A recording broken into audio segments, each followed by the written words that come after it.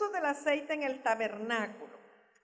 El aceite, por supuesto, cuando hablamos de aceite en la Biblia ya se sabe que es aceite de oliva, porque era parte de la cultura de Israel. Ellos cultivan muchas olivas que nosotros llamamos aceitunas, y hasta hoy estaba meditando que aceituna viene de aceite, o sea, se le ha puesto aceituna porque viene de aceite, pero su nombre pues es oliva y el árbol de olivo. Entonces, Éxodo 25:6 nos menciona sobre el aceite para el alumbrado, especias aromáticas para el aceite de la unción, y también las especies aromáticas se añadían al incienso aromático. Pero en esta ocasión solo vamos a hablar del aceite de oliva y los usos del aceite de oliva. Entonces, en base a Éxodo 25:6, vamos a estudiar dos de los usos del aceite en el tabernáculo. Uno para el alumbrado y otras en el aceite de la unción, cuando se mezclaba el aceite de oliva con las especies aromáticas, ¿verdad? Bueno, entonces vamos a leer Éxodo 30, 22 al 25. Aquí vamos a hablar específicamente ahorita del aceite de la unción. Habló más Jehová a Moisés diciendo: tomarás especias finas, de mirra excelente 500 siclos, y de canela aromática la mitad, esto es 250, de cálamo aromático 250, de casia 500 según el ciclo del santuario, y de aceite de olivas un hin. Un hin era una medida, ¿verdad? Y harás de ello el aceite de la santa unción. O sea que el aceite de la santa unción estaba diluido en aceite de oliva, pero también tenía especies aromáticas. Superior ungüento, según el arte del perfumador, será el aceite de la unción santa. Ese último verso a mí me toca, me impacta, me impresiona, todo lo que usted quiera. Mire, y harás de ello el aceite de la santa unción, punto y coma, de ahí en adelante, superior ungüento. Superior es de lo más arriba, de la mejor calidad. Ahora, ¿de qué dependía que ese ungüento fuera de buena calidad? Según el arte del perfumador, así será el aceite de la unción santa. ¿Quién era el perfumador en ese tiempo? El que mezclaba, el que hacía ¿verdad? El sacerdote, el que mezclaba la mirra con el cálamo, con la canela, con la casia. Y entonces, según era el arte, así le quedaba de sabroso el perfume. Imagínense ahora con el perfumador que tenemos, cómo es el perfume. Ahora este era santo, aceite de la santa unción. Vamos a mencionar un poquito lo que era cada una de las especies aromáticas que se le agregaba al aceite para hacer el aceite de la santa unción. Después vamos a ver para qué servía. La mirra, el uso de la mirra era para perfumar las camas o los lechos, los vestidos, y las mujeres usaban la mirra para purificarse. Purificarse era cuando estaban con la menstruación o habían dado a luz, ¿verdad? Y tomado era como un anestésico, como un analgésico, y disminuía el dolor. ¿Cómo lo sabemos? Cuando Jesús estaba en la cruz, que él estaba con muchos dolores por la crucifixión, la corona, la lanza y todo, le llevaron mirra combinado con vinagre, pero él rehusó tomarlo, ¿verdad? Entonces, porque eso le iba a mitigar los dolores, pero él no lo quiso tomar. Él quiso sufrir los dolores así, en vivo. Ahora, ¿usted se acuerda qué fue lo que le llevaron los magos de Oriente a Jesús cuando había nacido? Oro, incienso, mirra. ¿Por qué le llevarían oro, incienso, mirra? ¿Alguien sabe? ¿Qué cosa, hermano Elías? Eso eran los presentes que se le ofrecían a un rey, eran oro, incienso y mirra. Pero cada uno de ellos representa algo. Cada uno de ellos representa algo. Entonces, fíjese qué interesante. Cuando Jesús nace, le llevan mirra. Pero cuando Jesús muere, también le llevan mirra. Es interesante, ¿verdad? Ahora, hay 4 o más versos en la Biblia: Salmos 45:9, Proverbios 7:17, Cantares 3:6. Ah, sí, creo que adelante lo tengo el 8, sí. Cantares 3:6, gracias hermana. Esther 2:12, todos ellos mencionan sobre la mirra, sí, en la siguiente lo corregí. Cantares 3:6 dice, ¿quién es esta que sube del desierto como columna de humo, sahumada de mirra y de incienso y de todo polvo aromático? Ahí menciona la mirra. Ahora contésteme usted, ¿quién es esa que sube del desierto? Es la iglesia. Allí dice la litera de Salomón y etcétera, pero es la iglesia que sube del desierto, dice como columna de humo. O sea, la iglesia que ha pasado por el desierto y que sube ya en una actitud de autoridad, pero viene con todos los perfumes aromáticos o con todas las esencias aromáticas. Ahora, cuando dice sahumada de mirra y de incienso, usted ha oído hablar de los sahumerios. La brujería los usa, los sahumerios, pero el principio es bíblico. Lo que pasa es que toda distorsión nace de una verdad. Entonces depende quién lo usa. Entonces empieza a distorsionar. Pero un sahumerio es más bien un polvo que se rocía. Entonces, sahumada de mirra y de incienso y de todo polvo aromático. Otra especie aromática que menciona Éxodo es la canela. La canela es la corteza de las ramas, de unas ramas del árbol de canelo, se le quita la epidermis, esa conchita es la que se machaca, el olor es muy agradable y tipifica fuerza y vigor.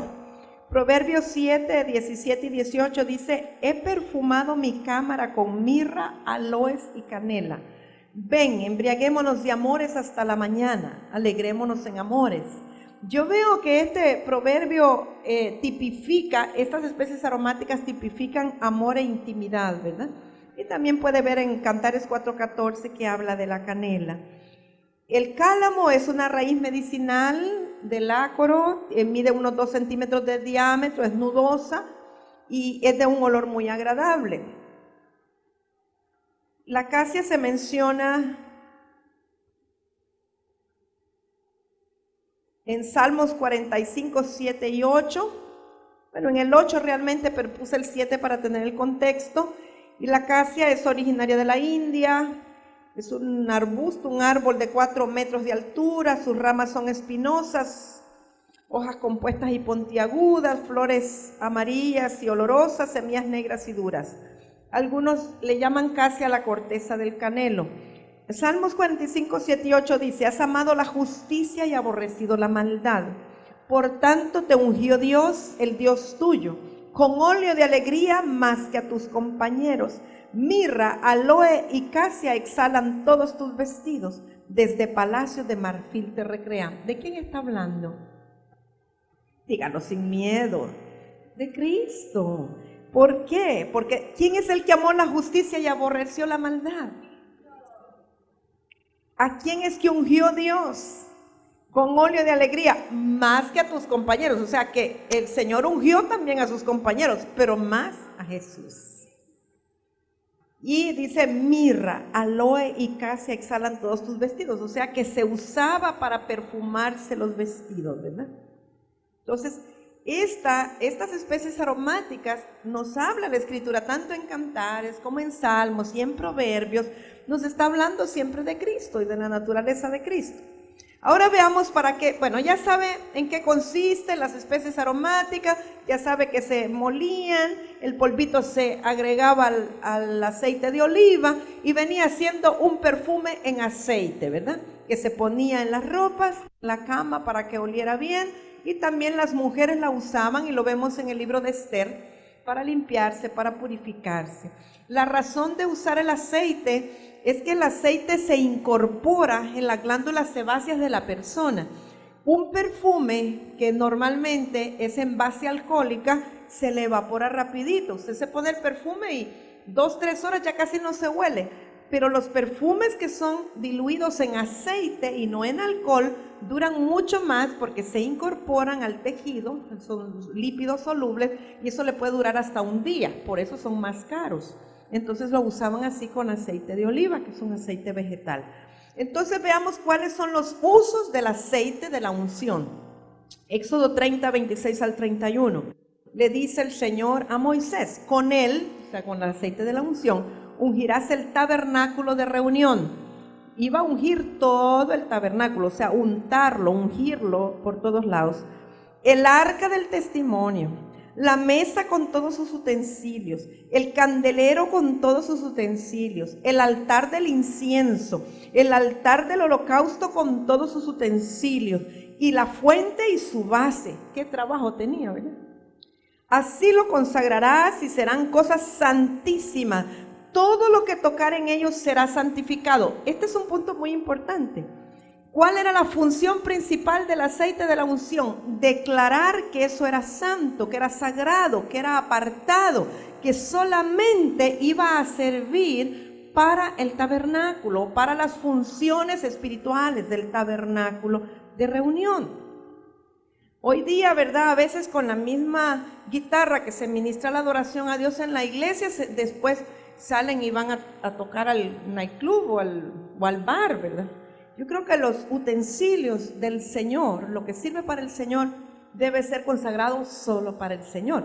Pero no hablo solamente de la guitarra y del teclado, sino que esta boca solamente debe de adorar a Dios, solo tiene que hablar palabra de Dios y tiene que ser consagrada solamente para el servicio del Señor. Nuestro cuerpo, todo nuestro ser, porque ha sido consagrado con aceite de la unción, con un excelente perfumador que ha preparado el aceite de la unción para nosotros. Seguimos. Ungirás también a Aarón y a sus hijos. Esta es una orden para Moisés. Y los consagrarás para que sean mis sacerdotes, dice el Señor. Y hablarás a los hijos de Israel diciendo: este será mi aceite de la santa unción por vuestras generaciones.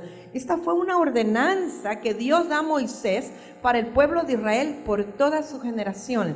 Cuando en el antiguo pacto hay instrucciones que dice por todas sus generaciones, o dice que es pacto perpetuo, ordenanza eterna, está hablando de Israel. Para nosotros viene a ser verdadero en el espíritu, no en lo natural. Un ejemplo son las fiestas, ¿verdad? Las fiestas fueron ordenadas perpetuamente para Israel. Por ejemplo, la fiesta de la Pascua, comerla con panes sin levadura, con hierbas amargas. Pero para nosotros la Pascua es Cristo. Cristo fue el Cordero Pascual que fue inmolado por nosotros. Entonces, para nosotros hemos de comer en todo tiempo el Cordero Pascual que es Cristo, ¿verdad? Pero para ellos es la celebración de la Pascua. Ahora, mire qué específico este aceite. Éxodo 30, 32, 33. Sobre carne de hombre no será derramado, ni haréis otro semejante, conforme a su composición. Aquí hay dos ordenanzas muy delicadas. Una, solamente iban a ungir al sacerdote y a sus hijos, ningún otro hombre. O sea, los consagrados para el Señor. Y número dos, nadie podía hacer un aceite que se pareciera, sino que debería de tener la composición exacta que el Señor había determinado. Santo es, y por santo lo tendréis vosotros. Cualquiera que compusiere ungüento semejante y que pusiere de él sobre extraño, será cortado de entre su pueblo. O sea, el que falsificare la fórmula, el que adulterare la composición, o que lo aplicara sobre extraño, será cortado de entre su pueblo. Esto es bien delicado, hermanos. Eso es bien delicado. Fíjese que una vez llegó un profeta y me dice: hermana Imamelia, tuve una revelación con usted. Había una mesa larga, habían varias personas, y usted tenía un bote de aceite, pero de pronto usted regaba y desparramaba y se estaba cayendo todo el aceite. Y oramos, ¿verdad? Le pedí revelación al Señor. Y el Señor me habló después y me dijo que no desparramara la unción y que cuidara sobre quien imponía manos. Es delicado.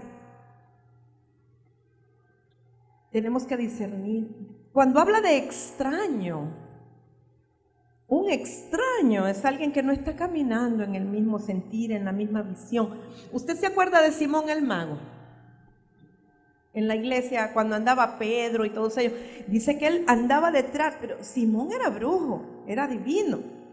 Pero él andaba detrás de los apóstoles porque miraba que cuando imponían manos sobre las personas, estos recibían el don del Espíritu Santo, comenzaban a magnificar a Dios y a orar en lenguas. ¿Y qué le dice Simón? Te doy dinero, ¿cuánto quieres para que me pases ese don y que yo también pueda hacer lo mismo? Perezca tu dinero contigo, le dijo Pedro, ¿verdad? Pero no te voy a dar de eso. Debemos de tener mucho cuidado, amados. Lo que es de Dios es santo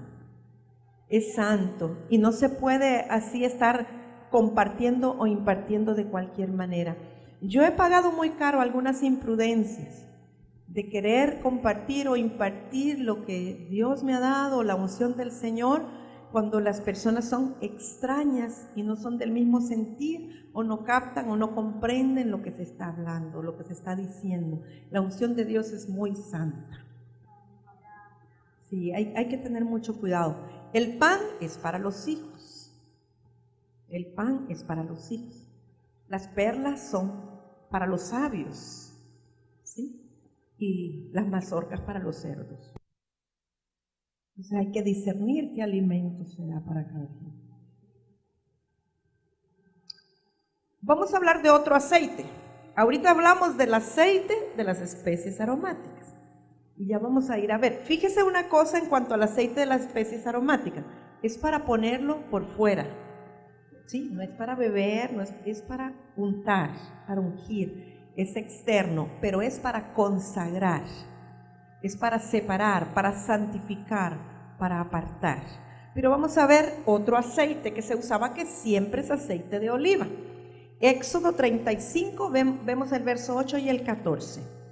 Aceite para el alumbrado, especias para el aceite de la unción y para el incienso aromático. Estamos hablando de lo mismo.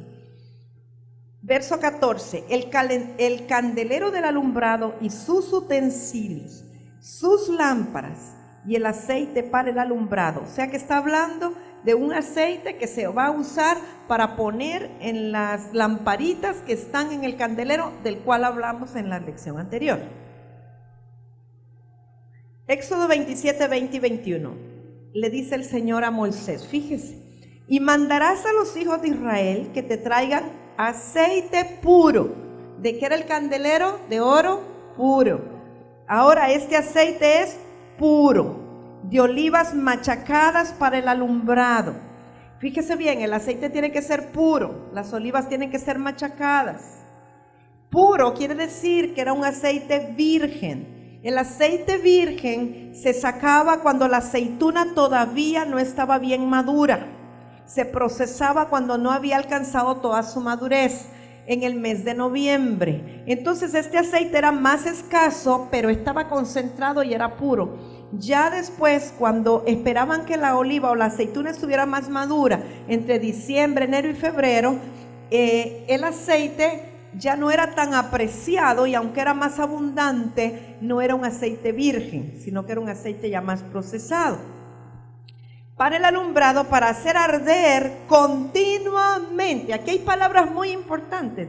Aceite puro, olivas machacadas, y luego dice el alumbrado y hacer arder continuamente las lámparas. Fíjese que era tal que si el aceite no era puro, entonces la llama empezaba como a titilar, a pispilear, y se apagaba. Eso era mortal.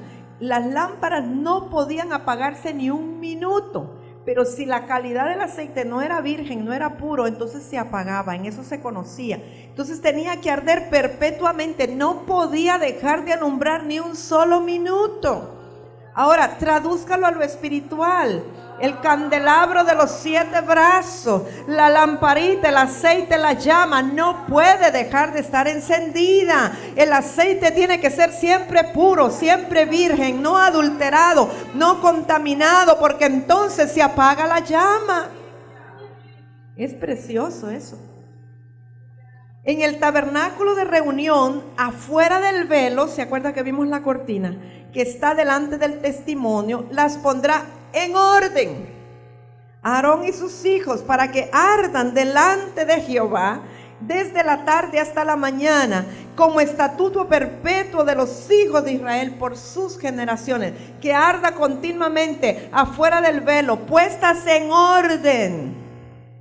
en el orden de Dios, las lámparas. También está en Levítico 24, 1 al 4, la misma escritura. Habló Jehová a Moisés diciendo: manda a los hijos de Israel que te traigan para el alumbrado aceite puro de olivas machacadas. Fíjese qué importante, son los hijos de Israel los que tienen que traer el aceite, ¿verdad? No es el sacerdote el que lo pone, los hijos lo traen. Para hacer arder las lámparas continuamente. Fuera del velo del testimonio en el tabernáculo de reunión las dispondrá Aarón desde la tarde hasta la mañana delante de Jehová. Es estatuto perpetuo por vuestras generaciones. Sobre el candelero limpio pondrá siempre en orden las lámparas delante de Jehová. Aquí habla de que el candelero esté limpio y las lámparas en orden. Aquí les voy a mostrar, esto es un lagar. Estas son las piedras con las cuales se trituran las aceitunas. Cuando usted lee que dice que alguien antes de hacer caer a un pequeñito primero se cuelgue una piedra de molino, se refiere a estas piedras. Imagínense esa piedra colgada de aquí, hermanos míos. Ya sabe para dónde va, ¿verdad? Esta piedra de molino, aquí tiene un hueco y entonces con eso le van dando vuelta y esta piedra en un molcajete inmenso, un mortero, ya vamos a ver otro ahí, entonces va triturando la aceituna hasta que le saca todo el aceite. Miren, ese es otro tipo de piedra de molino para triturar las aceitunas, es un lagar. Hay diferentes maneras, ahí también ponen todas las aceitunas y las van macerando y le van sacando el aceite. Aquí hay otra con un hueco más grande y va pasando por ahí hasta que lo saca. Ahora, si usted es la aceituna, qué rico, ¿va? ¿Cómo dirá? ¡Auch! Porque el aceite puro, ¿de dónde va a salir? Sino de la aceituna de allí. Vamos a repetir cuál era la condición del aceite: puro, virgen, de olivas machacadas. Estamos hablando del quebrantamiento, ¿verdad? Eso quiere decir que las olivas son machacadas, está hablando del quebrantamiento. ¿Cuál era el propósito de este aceite? Hacer arder las lámparas perpetuamente. La lámpara es el espíritu del hombre, dice Proverbio, ¿verdad? Necesitamos el aceite de la unción para que pueda arder esta lámpara perpetuamente. Ahora, este aceite del cual habla de las olivas machacadas es la unción o el aceite que se va formando a través del quebranto, de la negación y de la muerte al yo. El otro aceite, que es el de las especies aromáticas, ese cae por fuera. Aquel es el aceite, vamos a decir, de la consagración, de ser apartado. Eso es el que es por gracia del Señor, que no es del que quiere ni del que corre, sino del que Él tiene misericordia y Él se lo pone a quien quiere y como Él quiere. Aquel, ¿verdad? No hay nada que hacer, todo es por gracia. Pero este es que si usted se dispone a ir al lagar y que lo trituren, y que lo pasen y que lo muelan y más finito hasta que el aceite salga pero bien puro. ¿Para qué? Para que arda perpetuamente la llama que está en su espíritu, que es la lámpara. El espíritu del hombre es la lámpara. O sea, pero la lámpara no puede alumbrar si no tiene un aceite virgen. Y si tiene un aceite medio adulterado, como que sí, como que no, como que a veces sí, como que no, entonces se apaga a veces la lámpara. En Cristo estaba la vida y la vida era la luz de los hombres. Él pudo guiarnos en medio de las tinieblas porque la vida en Él, la lámpara en Él, ardía completa y perpetuamente en todo tiempo. Él dijo: el príncipe de este mundo viene, pero él nada tiene en mí. No había ninguna adulteración, no había ninguna tiniebla. En Él la lámpara siempre estaba encendida. En Él siempre había luz. En Él siempre había claridad, siempre había dirección, siempre había un brillo. ¿Cuál es la razón de que nosotros seamos la luz del mundo, luminarias del mundo, o que tengamos la lámpara encendida? Para que aquellos que están en tiniebla puedan encontrar el camino. Pero para eso necesitamos pasar por el molino. Al alma no le gusta, a nadie le gusta, ¿verdad? Nadie quiere pasar por el molino, pero es la única manera. Con aceite virgen es la única manera. Y sabe que cuando le hemos dicho que sí a Dios en un momento de unción, sí, Señor, lo que tú quieras, estoy dispuesto. Al día siguiente, ¿y a qué horas dije eso? Y cuando mira el video, yo pasé a hacer un pacto, pero Dios lo tomó en cuenta. Y entonces después viene la pasadita y la trituradita. ¡Ay, Señor! Pero ya le dijimos al Señor que estábamos dispuestos. Entonces, ¿qué nos queda decirle? Señor, sigue. Cuando colaboramos con Él es más fácil. Pero si nos resistimos, tarda más el proceso. Entonces, más vale colaborar con Él, ¿verdad? Reaccionando con sumo gozo, bendiciendo a los que nos maldicen, orando por los que nos persiguen, dando gracias a Dios por la suegra, todas las piedras que pueda tener, ¿sí? Las mejores piedras de moler son el esposo y la esposa. Es una bendición. Es una bendición. Es como mejor sale el aceite. Sí, porque es que el que está ahí cerquita, en la costillita, ¿verdad? Y no es que sean malos los esposos ni las esposas, no. Y es que son los elementos perfectos para sacar el aceite. Un buen aceite. Entonces el propósito es que las lámparas puedan arder perpetuamente. Somos las lámparas. Jesús es el ejemplo del ungido. Él no solamente fue consagrado, no solamente fue ungido con poder, no solamente fue escogido y enviado por el Padre, sino que Él fue molido, quebrantado, molido por nuestras rebeliones, quebrantado por nosotros, muerto por nosotros. Entonces en Él estuvo el aceite puro. Getsemaní es el lugar, o el huerto de los olivos, Getsemaní es el lugar donde Él, yo digo que de verdad murió. Él murió 2 veces, murió al yo y después físicamente. Pero allí, cuando Él tuvo la revelación, Él supo lo que le esperaba al día siguiente, estaba escrito. Él conocía la escritura, conocía la profecía. Él sabía que iba a ser prendido, que iba a ser crucificado, que iba a ser molido, que le iban a poner corona de espinas y que le iban a lancetear al costado. Todo eso estaba escrito, Él se sabía la palabra. Y Él está allí, ¿verdad? Cuando le dice a los discípulos que velen por Él para que tenga fuerza y que no entre en tentación. ¿Cuál era la tentación para Jesús? El decir, no, yo no voy a la cruz. Él podía haberse escapado de la cruz, claro que sí. Esa era tentación para Él en ese momento.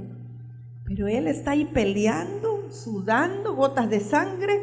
Pero yo estoy segura que en ese momento Jesús tuvo una visión, una revelación de la humanidad que se volvía al Padre.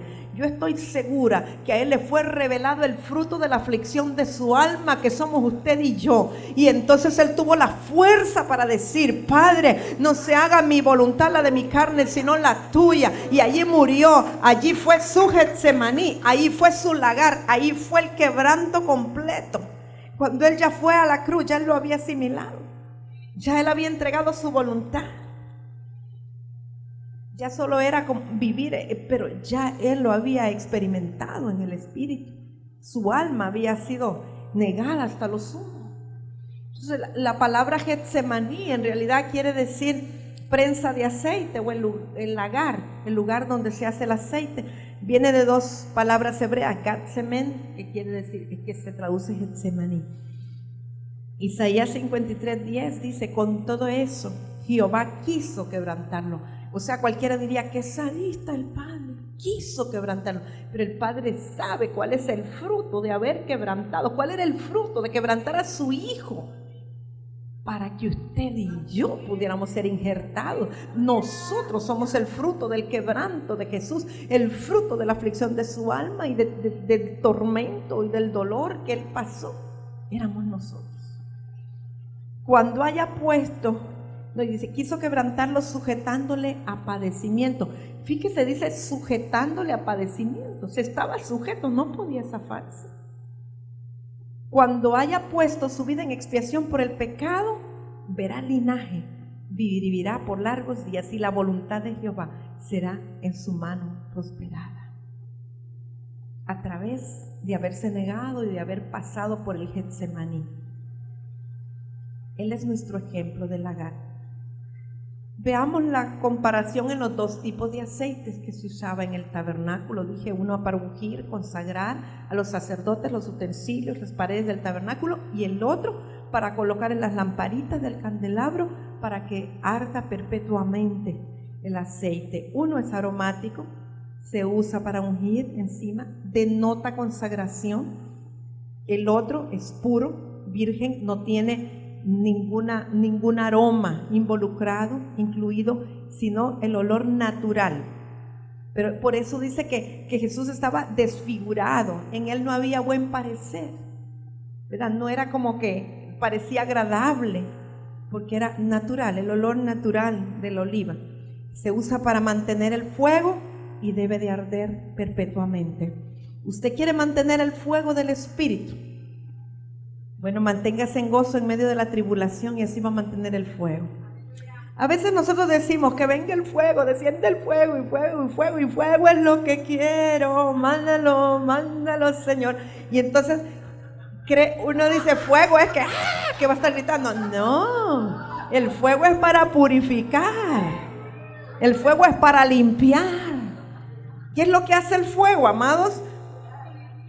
Si usted agarra un pedazo de oro con madera, con tierra, con polvo y le pone fuego, todo lo que no sea oro se va a quemar. Lo único que queda es el metal, que el fuego no lo deshace. Pero todo lo que es materia orgánica, lo que es natural, lo que es carnal, lo que es animal, se va con el fuego. O sea que una de las razones de que la lámpara esté ardiendo perpetuamente es para que estemos siendo purificados, siendo quitadas las impurezas con el fuego. Fuego no es estar brincando, ya. Es la purificación continua, ardiendo perpetuamente para alumbrar a otros el camino mientras yo estoy siendo purificado.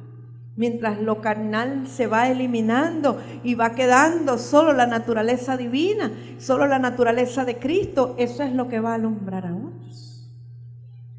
Ahora, esto no es muy popular, ni se lo van a predicar en una iglesia que quieren que llegue a 10,000 miembros, no le van a decir del fuego, ni del quebranto, ni de pagar el precio. No. Pero yo solo digo a usted porque usted es entendido, ¿verdad? Y como ustedes quieren de verdad alumbrar el camino a otros, y otros quieren ver a Cristo en usted y en mí, eso es lo que van a buscar. Entonces necesitamos estar ardiendo continuamente en el fuego de Dios, el fuego purificador, el fuego que quita todo lo que estorba y todo lo que atrasa. Qué bueno, ¿verdad? Muy bueno. Es sencillo, ¿verdad? Qué cortito esto. Muy sencillo, aplicarlo es lo bueno. O dejarnos que el Señor nos lo aplique. Pero es muy bueno, amados. No importa si usted es llamado a ser el superapóstol de Honduras, si usted es llamado a ser la profeta madre de las compañías proféticas de la nación, si usted es llamado a ser el evangelista de multitudes, el pastor de todos los pastores de la ciudad, o es llamado a ser el maestro magistral de todos, amado mío, la única manera que usted puede impactar vidas y que usted puede alumbrar a otros es que usted esté ardiendo completa y perpetuamente con un aceite puro de olivas machacadas dentro de usted. Es la única forma. Esa es la naturaleza del Hijo, ese es el carácter de Cristo. Y Cristo fluyó en todos los ministerios, y Cristo fluyó con todos los dones del Espíritu, y Él funcionó en todas las operaciones. Él todo lo sabía y todo lo conocía. Así es que esto es un requisito para que podamos andar como Cristo quiere que andemos. Esto no es una opción. no es opcional, realmente es el objetivo de la vida cristiana. Ese es el objetivo. El objetivo no es llegar a ser el ministro tal, ni el doctor en divinidades, ni el director de no sé qué, no. El objetivo es llegar a ser como el Hijo, como Jesucristo el resucitado, y mostrar el carácter del Hijo de Dios. Todo lo demás es añadido. Todo lo demás son medios, pero nuestra meta, nuestro objetivo tiene que ser el carácter de Cristo. Andar como Él anduvo. Ahí se termina todo, sencillito. Fácil, ¿verdad? Más sacar 100 en el repaso. ¿De qué dependía la calidad del aceite de la santa unción? Del arte del perfumador. Perfecto. Menciona 2 momentos importantes en la vida de Jesús en que le dieron mirra. Cuando murió. Usted ha visto en Cantares que dice: yo vine a mi huerto, vine a buscar mi mirra y mi panal y mi miel. O sea, se identifica, la mirra se identifica con Jesús. Él viene a buscar aún su sufrimiento en nosotros. ¿Con qué hacían arder las lámparas? Aceite puro de olivas machacadas. ¿Qué representan las aceitunas o las olivas machacadas? El quebrantamiento en usted y en mí, en nuestras vidas. Perfecto, son excelentes alumnos, 100%. Tenemos un tiempito para preguntas. Ya días no preguntan ustedes, solo les pregunto yo. ¿Tiene alguien? Sí, hermana. O comentarios o algo. La palabra dice que hay que ungir, que los ancianos ungían con aceite a los enfermos. ¿Con qué tipo de aceite? Era este mismo aceite de oliva, era el que usaban para ungir. Algunos dicen que le ponían casia también, pero quiero hacer es buena pregunta y quiero hacer una observación. También en el Antiguo Testamento ungían a los enfermos con aceite, pero más lo hacían por el hecho de que para los israelitas el aceite de oliva tenía muchas propiedades medicinales y curativas. O sea, es como que hoy día alguien le frote con aceite carminativo o con bálsamo bengué, por decirle algo, solo que aquello pues era algo muy natural. Entonces era parte de su cultura y parte de su costumbre, ¿verdad? Ellos no usaban tanto medicamentos, sino que lo hacían como algo muy natural. Pero quiero hacer una aclaración muy importante. En el Nuevo Testamento, en el Nuevo Pacto, la única aplicación del aceite que leemos es precisamente la que menciona Santiago, que si alguno está enfermo entre vosotros, llame a los ancianos de la iglesia, y los ancianos no son los mayores de 65 años ni los de la tercera edad, sino las personas en autoridad, ¿verdad? Los que tienen un liderazgo constituido, establecido y reconocido. Dice que le unjan con aceite, pero allí lleva un doble propósito. No dice que el aceite lo va a sanar. ¿Qué es lo que dice ahí la Escritura? La oración de fe sanará al enfermo, no el aceite, es la oración de fe la que sanará al enfermo. Y luego, ¿qué dice la otra cosa? Y si hubiera cometido pecado, le serán perdonados. Yo entiendo que la razón de llamar a los ancianos es para que confiese sus pecados también, porque muchos están enfermos por pecado. Y entonces la razón de llamar, porque es la oración de fe la que le va a sanar. Nosotros no pensamos que es que solo los obispos pueden ungir con aceite, ¿verdad? Entonces yo creo que es para que alguien en autoridad venga y pueda confesar sus pecados. Si eso es la causa de la enfermedad, entonces el anciano de la iglesia o la persona en autoridad le va a ungir con aceite, ¿verdad? Le va a dar su ministradita también, su ungidita. Pero lo importante es que confiese los pecados para que les sean perdonados y que ore por él, porque la oración de fe es la que sanará al enfermo. Pero esta es la única aplicación que se ve en el Nuevo Testamento del uso del aceite en lo físico, en lo natural como tal. Sabemos que el aceite de la unción, ¿verdad? Representa la unción del Espíritu Santo que está en nosotros. Sí, mi hermano. Parece también que aquí en Marcos 6, 13 también, los apóstoles también usaron aceite. Dice, y echaban fuera muchos demonios y ungían con aceite a muchos enfermos y los sanaban. Sí, los ungían, sí, me refiero a que la única aplicación es para sanar enfermos. Los apóstoles eran ancianos de la iglesia y los ungían para orar por ellos para sanidad. Sí. ¿Cómo considera usted la tendencia que ha habido últimamente de ungir las casas, de ungir cosas, objetos y todo eso, ¿verdad?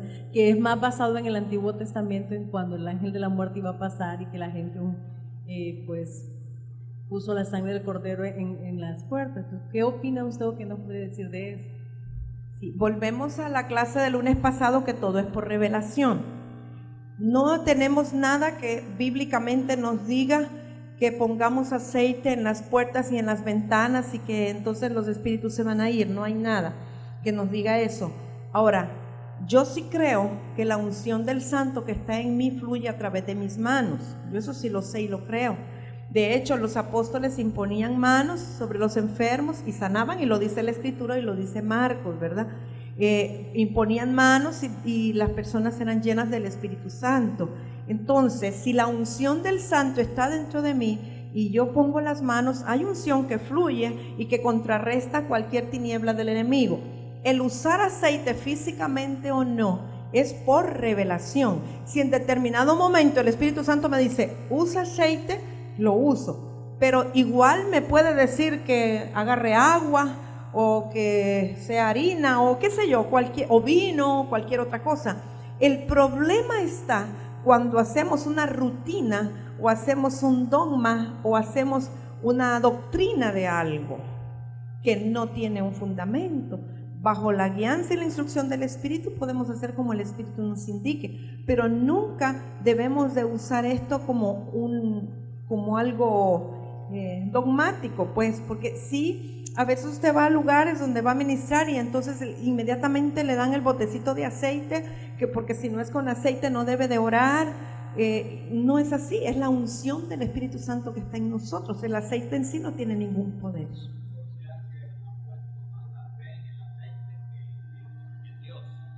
Más que todo, ¿verdad? El aceite solo representa, solo es una sombra, es una figura, es un tipo. Y Dios le puede decir a usted que haga algo como para un acto profético que establece en lo natural algo que estamos creyendo que está siendo establecido en lo espiritual, pero por dirección del Señor.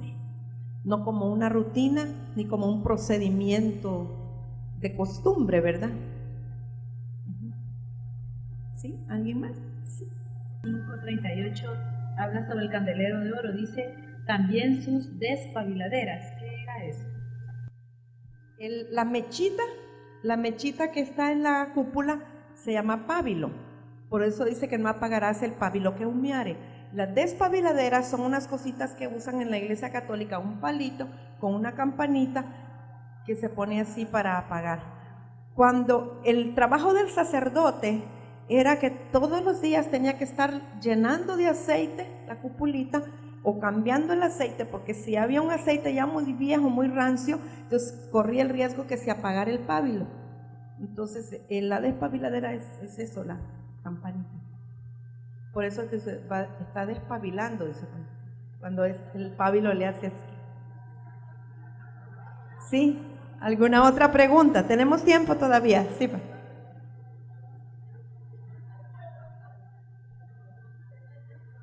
Si bien es cierto, el apóstol Pablo declara que hay diversidad de dones, diversidad de ministerios y diversidad de manifestaciones, pero a cada uno le da la manifestación del Espíritu para provecho.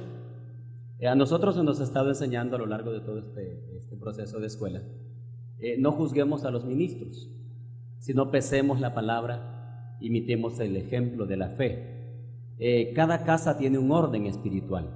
En algunas casas de esta ciudad hacen una celebración de un modo, en otra casa hacen otra celebración. Yo conozco aquí ministros en la ciudad que usan sal, usan un montón de cosas y eso está bien. Yo creo que cada padre espiritual de cada casa instruye a sus hijos. Y de repente, si tal vez los hijos se encuentran con un tío en otra celebración, no tendrán que llevar la cultura de su tío a su propia casa. pero creo que hay que ser muy cuidadosos también, ¿verdad?, de respetar el orden de esa casa. Lamentablemente la cultura o la contracultura que tenemos es juzgar y decir eso no es de Dios. Yo creo que si estamos en un proceso de escuela, es número 1 para ser enseñados, número 2 para ser corregidos y número 3 para ser habilitados en un camino más excelente. Entonces cada quien, decía el apóstol Pablo, conforme a la medida de la fe que tenga, como tú bien decías, conforme a la revelación, pero no hacer de mi experiencia como una casa espiritual o representante de una casa espiritual, voy a llevar un diseño para otra casa espiritual, porque eso ya sería prácticamente contrarrestar la autoridad espiritual de cada casa. Definitivamente que nosotros no podemos ir a imponer ni a cambiar nada en ningún lugar. Por eso esta escuela de ministerios es para gente madura, ¿verdad? Que entiende que lo que estamos es recibiendo de lo que Dios nos quiere dar para que vaya siendo alumbrados nuestros ojos espirituales, no para juzgar a nadie, porque todos en algún momento hemos cometido muchísimos errores y Dios lo sabe que así es, porque todos los niños se caen y se tropiezan y hacen cosas atravesadas y al revés, pero no por eso dejan de ser hijos, no por eso el Padre los va a rechazar, sino que vamos creciendo en la fe y en la revelación. Y una cosa importante es que Dios no demanda de nosotros algo para lo cual Él no nos ha capacitado. Él nos pide a nosotros o nos demanda también a la medida de la revelación. Por eso es que ustedes ahora son más responsables y están en mayor problema. Porque sí, la Escritura dice que al que mucho se le ha dado, mucho se le demandará. O sea que en la medida que van siendo abiertos nuestros ojos y vamos recibiendo del Espíritu de Dios, sí somos responsables nosotros, cada quien, ¿verdad?, en la medida de la revelación, de caminar en la verdad. No por lo que yo le diga, sino por lo que el Espíritu de Dios le revele a usted. Usted no es responsable por la revelación que yo he recibido. Yo sí soy responsable, ¿verdad? Y soy responsable de hablarle la verdad y no encubrírsela. Pero usted es responsable por lo que a usted el Espíritu de Dios le da convicción. Y lo que nosotros aprendemos es para ir caminando en verdad, no para estar viendo a los demás ni para estar juzgando a los demás, porque eso solo muestra falta de amor. Y por encima de todo está el amor, y el amor cubre multitud de faltas. Yo he creído sinceramente que nadie, ningún siervo de Dios, ningún ministro hace algo con mala intención. Todo lo que los siervos de Dios hacemos, lo hacemos creyendo que eso es así, que es correcto. No concibo que alguien que ama a Dios y sirve a Dios quiera hacer algo con alevosía, ventaja y nocturnidad, ¿verdad? Sino que lo hace en la medida de la revelación, creyendo que eso es lo bueno y lo correcto. Y son fieles en lo que creen, eso es lo importante. Y nuestro único clamor tiene que ser que Él nos siga llevando a toda verdad y que Él abra nuestros ojos y nos revele para que vayamos hasta que el día sea perfecto, ¿verdad? Personas que nos reuníamos a orar y en nuestro amor por el Señor y nuestro deseo de agradarle, hacíamos tantas cosas. En un tiempo declaramos que íbamos a ayunar una semana, recuerdo, y entonces uno de los hermanos que estaba con nosotros nos repartió unos botecitos plásticos de los que hay en las farmacias como para gotas nasales, ¿verdad? Los llenamos todos de aceite y entonces cuando nos daba hambre en el ayuno abríamos la boca y nos aceitábamos como máquinas de coser, y entonces, pero según nosotros con eso ya y aguantábamos, pues conforme creímos nos será hecho. Y yo ahora me río, ¿verdad? Porque digo, qué barbaridad, cuántas cosas el Señor me ha tolerado, pero uno hace tantas cosas, hermanas, tantas cosas tremendas. Mire, cuando empezamos en el Señor, Dios nos usaba en liberaciones, pero teníamos un cuartito pequeño, entonces le poníamos el rayo X a la persona y ya le hacía señal, va para el cuartito, y ya lo mandaban al cuartito para liberarlo, ¿verdad? Y olvídese, nos inventábamos cada nombre de espíritu, que cómo se debe haber reído el Señor de nosotros, ¿verdad? Pero uno cree que de verdad que lo está haciendo, pero correctamente, ¿verdad? Y Dios tenga misericordia de todos nosotros. Hermana, perdona el monopolio, pero fíjese que es cierto, yo he conocido casos. Por ejemplo, Dios no usa métodos, Dios usa gente, ¿verdad? En el Antiguo Testamento, la conquista de la tierra prometida nunca usó ningún método fijo, o sea, algo especial para derrotar a todos los enemigos, sino que usó diferentes métodos. Jesús nos dio la muestra y Él usó diferentes métodos para sanar. Imagínense hoy poniéndole saliva o lodo en los ojos a alguien para sanarlo, ¿verdad? Sería quizás saber cómo lo tomarían. Pero conocí un caso de un pastor de Guatemala, ya se fue. Dios le reveló y le dijo en medio de la familia, estaban orando ya para entregarlo al Señor y enterrarlo quizá el siguiente día. Le dice el Señor: dale un vaso de agua con sal y yo lo voy a sanar. Mandó a traer el vaso de agua, le echaron una cucharada de sal, se la metieron un poco a la fuerza porque ya no tenía acción, ¿verdad? A los 9 días este hombre está subiendo unas gradas de 2 pisos para ir al culto a esa iglesia. Y ahí está vivo el Señor. Yo lo creo. Yo creo en la soberanía de Dios y la guianza del Espíritu. Yo recuerdo una vez que íbamos a Valle Bonito, a la montaña, había una reunión, un congreso de pastores, y estaba la esposa de un pastor, estaba retorciéndose de un dolor de estómago y todo el mundo había orado por ella. Y ella estaba muy mal y ya la iban a llevar de regreso a Comayagua porque pensaban que era una apendicitis, algo así, y ya se había orado. Y entonces de pronto yo empecé a orarle al Señor y el Espíritu Santo me dijo: toma aceite, ora sobre él y luego se lo das a tomar. Y o sea, no era algo que normalmente hubiese hecho. Entonces busqué el aceite, oré sobre el aceite y yo le dije: hermana, tómese unas gotas. No era que me acordé de cuando nos aceitábamos, no. Entonces le di a tomar. Mire, le iba cayendo el aceite en el estómago, inmediatamente se le quitó el dolor de estómago. Pero no puedo hacer de eso una rutina ni una práctica con todos los que le duele el estómago, porque no es así, es por la dirección y la guianza del Espíritu. Así, ¿verdad? Por si es apendicitis se muere con el aceite, pero bendito Dios por el Espíritu Santo y que nuestro corazón siempre esté correcto. Y que las cosas que el Espíritu de Dios nos enseñe y nos revele no sea para decir: ay, aquel pastor entonces es que está mal, está equivocado, o aquel líder. No tiene que ser esa nuestra naturaleza ni nuestro carácter, ¿verdad?